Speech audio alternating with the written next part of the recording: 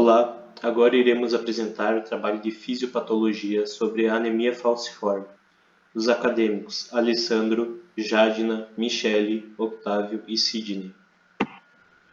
Introdução.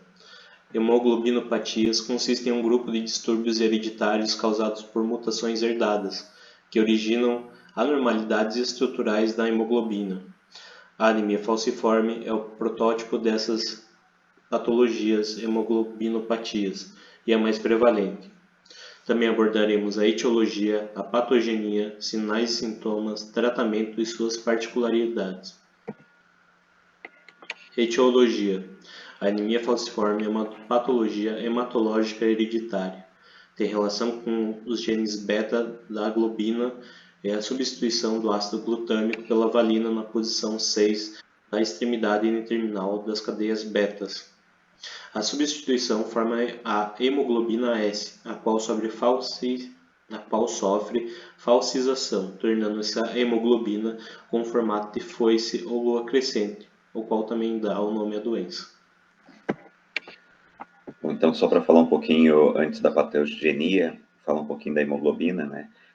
Nós possuímos, né, o eritrócito normal adulto possui 96% de HbA, de hemoglobina tipo A, que é a hemoglobina normal, né? Ou seja, com 2 dímeros beta e 2 dímeros alfa, né, formando o tetrâmero da hemoglobina. E essa hemoglobina, ela forma a hemácia, né, no formato de esfera, né? Então, isso é a hemoglobina, a hemácia normal.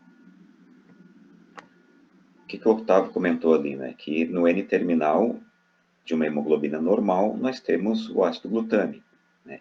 Já na hemoglobina S, né, que é o que dá a má formação, né, a anemia falciforme, nós temos uma valina, né? E é isso que distorce, que dá todo o problema com relação à anemia falciforme.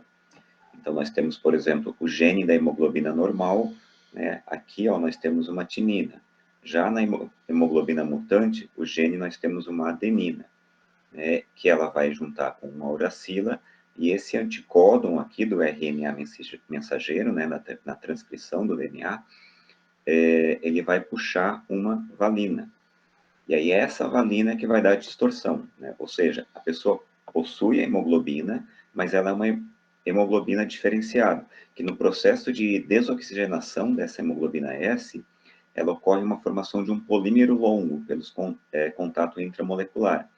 Isso a valina, né, produz na hemoglobina, e aí ocorre esse afoiçamento aqui que a gente está vendo. Então, a gente fala que elas têm células afoiçadas, né? Então, o paciente ele tem também a hemoglobina normal, né, a esférica, mas ele possui bastante hemoglobina afoiçada, né? São células afoiçadas irreversíveis. E aí, no processo de desoxigenação, né, ou seja, um eritrócito desoxigenado, opa, não saiu, desoxigenado, né, onde sai o cálcio, entra o cálcio e sai o potássio, que isso a gente viu bastante esse semestre, ocorre um dano à membrana, né, um dano extenso, e essa hemoglobina afoiçada, ela se torna irreversível e onde ocorre a hemólise. Essa hemoglobina afoiçada, ela ainda, dependendo da situação, ela consegue fazer a oxigenação, né, mas ela, depois de um certo tempo, ela pode ocorrer a oclusão microvascular, ou seja, esse afoiçamento, ela faz o processo de troca gasosa por um período até chegar novamente, né, e ocorrer o dano severo à membrana. E quando ocorre esse dano, quando ocorre essa hemólise, né, ocorre a fagocitose, ou seja, os macrófagos vão lá e comem, né, e fagocitam, né, essa célula lesionada. E aí ocorre também a liberação de citocinas, onde ocorre um processo inflamatório, né, que depois a gente vai falar um pouco mais. E ocorre a anemia crônica porque ocorre a diminuição dessas hemácias. E o outro problema seria, né, essas oclusões microvasculares, que é onde nós temos os nossos microtúbulos, né, e ocorre essa oclusão. E aí não tem oxigenação desses tecidos e ocorre um dano tecidual isquêmico, né, pela falta de oxigênio. Eu vou falar um pouco sobre os sinais e sintomas. Temos sinais de crise de dor leve e intensa, pode ser torácica e abdominal. Ela dura entre 4 e 6 dias. A síndrome mão e pé, dactilite falcêmica, que é dor intensa, edema em pés e mãos e pode ter febre.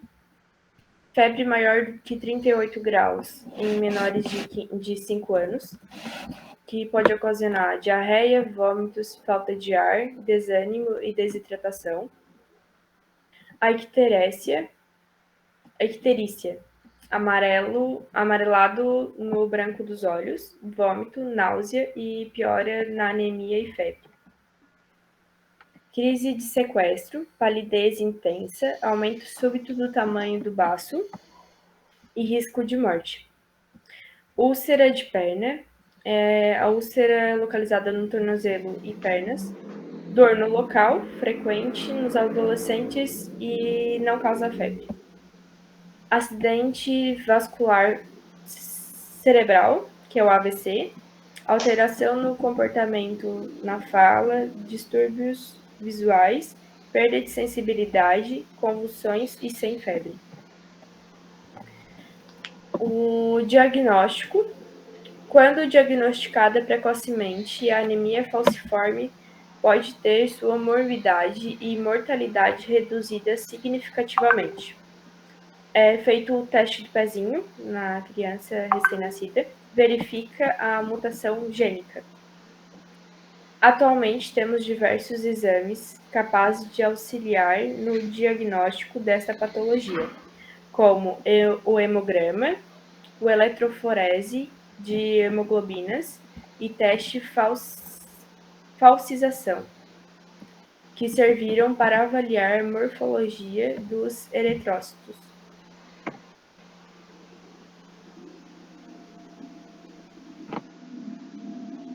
Com relação ao tratamento, não existe um tratamento que seja específico para anemia falciforme. No geral, são mais medidas preventivas que buscam, no caso, diminuir os sintomas e as consequências, visto que é uma anemia crônica. Como esses pacientes eles são muito suscetíveis a infecções, essas medidas elas procuram evitar, né, esse tipo de situação através de uma boa nutrição, uma boa hidratação, evitar condições climáticas adversas e evitar diagnosticar e tratar essas infecções de forma precoce. Também é muito importante a educação desse paciente e da família para conscientizar sobre a importância do monitoramento da doença e a realização de exames preventivos. Outra forma de prevenção muito importante é através da penicilina profilática, que consegue prevenir em até 80% das infecções por pneumococo em crianças de até 3 anos. E isso é tão significativo, é um impacto tão grande, que é recomendado o tratamento com penicilina a partir dos 3 meses de vida e continuar até os 5 anos de idade. Em relação a transfusões sanguíneas, não é tão indicado para pacientes com esse tipo de anemia e deve ser evitado devido aos muitos efeitos adversos, que incluem a hiperviscosidade do sangue, sobrecarga de volume, reações hemolíticas e reações febris. E esse tipo de transfusão só é indicada em casos específicos e onde os benefícios eles superam os malefícios. Em relação à terapia não convencional, a gente tem até o momento duas formas, que é através de transplante de medula óssea e a administração via oral de hidroxiureia, que é um agente indutor da síntese de hemoglobina fetal. A experiência com o uso de hidroxiureia nesses casos ela é muito maior do que o tratamento de transplante de medula óssea, e ambos podem ser indicados em grupos selecionados de pacientes quando o tratamento convencional ele não tem o efeito desejado. Particularidades da anemia falciforme. Uma das características dessa anemia é a sua variedade clínica, enquanto alguns pacientes têm um quadro de grande gravidade e estão sujeitos a inúmeras complicações mais benignas, em alguns casos quase assintomáticos. Os níveis de HbF, a hemoglobina fetal, estão associados com a gravidade da doença. Há 5 diferentes haplotipos associados ao gene de HbS, que é a hemoglobina S. cada um recebendo o nome da região do grupo étnico, em que é mais prevalente, como Senegal, Benin, Banto, Camarões e Árabe Indiano. Os pacientes com falciforme não costumam apresentar esplenomegalia, porque repetidos episódios de vasoconclusão determinam fibrose e atrofia do baço. A destruição do baço é a principal responsável pela suscetibilidade aumentada em infecção grave, septicemia, sendo essa infecção a primeira causa de morte em crianças menores de 5 anos. Quando diagnosticada precocemente e tratadas adequadamente com os meios disponíveis no momento e com a participação da família, a morbidade pode ser reduzida expressivamente. O aconselhamento genético em um contexto de educação pode contribuir para reduzir sua incidência. Todas as ações do aconselhamento genético das doenças falciformes deverão considerar as referências da bioética na abordagem de uma doença genética.